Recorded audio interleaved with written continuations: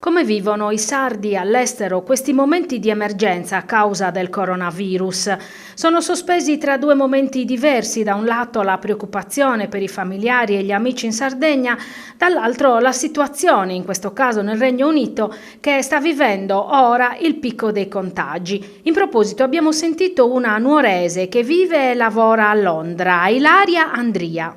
È un periodo difficile come ovviamente tutti, stare lontano da casa, ancora di più perché per noi che lavoriamo fuori le ferie sono solitamente quello che diciamo aspettiamo veramente, lavoriamo in funzione di quello molto spesso, quindi è una situazione difficile non poter appunto cogliere l'occasione in quei momenti per tornare e stare con la nostra famiglia. In linea generale siamo in lockdown appunto dal 23 marzo. Però posso dire che per esperienza personale, ma anche di amici e altri italiani che conosco, abbiamo iniziato ad osservare le misure, diciamo, di quarantena che ha stabilito l'Italia già da molto prima della data ufficiale che è stata stabilita qua in Inghilterra. Le regole, diciamo, in linea generale sono molto meno rigide.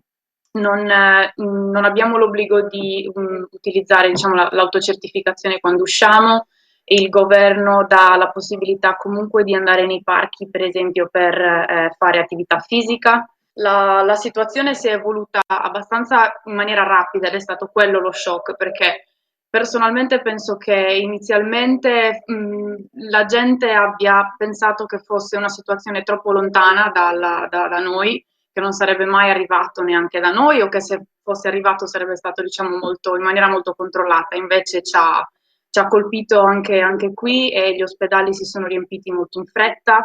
Le misure, le linee guida cambiavano inizialmente le prime 2 settimane, praticamente ogni giorno avevamo indicazioni diverse dal Public Health England, quindi ci siamo dovuti adattare giorno dopo giorno. Qui non c'è l'obbligo della mascherina. Inizialmente anzi c'era quasi la paura di metterla perché certe persone comunque non volevano vedere le mascherine in giro, rappresentavano la paura, diciamo, la presa di coscienza che comunque c'è un'emergenza in atto.